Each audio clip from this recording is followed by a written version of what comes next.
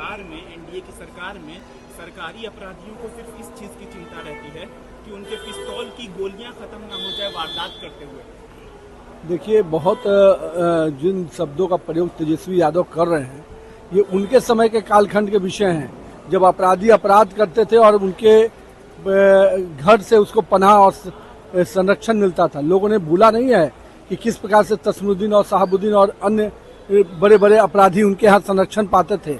इसलिए वो ना ही बोले तो इस पे अच्छा है। और जहाँ तक भाजपा और जदयू की सरकार का है, बहुत स्पष्ट है, अगर अपराधी हमारे यहाँ अपराध करते हैं तो कानून के तहत उनको जेल और उनको पकड़ने का काम किया जाता है, न कि बचाने का। और जहाँ तक जाति विशेष के सूचक की बात कर रहे हैं, सबसे अधिक अगर अपराध हुआ तो उनके कालखंड में हुआ, और समाज विशेष के लोगों की हत्या होती रही तो उनके समय में हुई, चाहे वो यादव हो, चाहे भूमियार हो, चाहे दलित हो, चाहे पिछड़ा हो। हर समाज में लोगों ने भूला नहीं है कि जातीय नरसंहार का जो दौर था वो 90 से 2005 में लालू जी और के समय के कालखंड के ही थे। वो भूल गए क्या कि जब जातीय नरसंहार वो करवाते थे और लोग उस पर त्रस्त थे।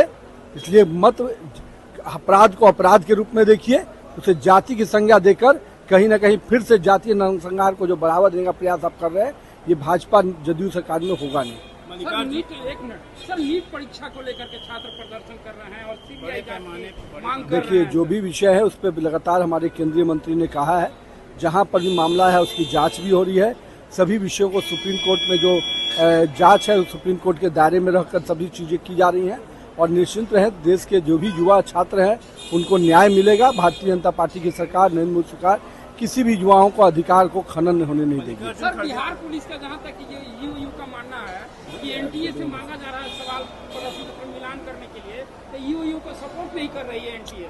देखिए, अब ये सब चीजें जो तकनीकी चीजें हैं वो आप वहाँ विभाग से पूछे। स्पष्ट रूप से है कि जो भी सरकार के तरीके होंगे, जांच में किसी को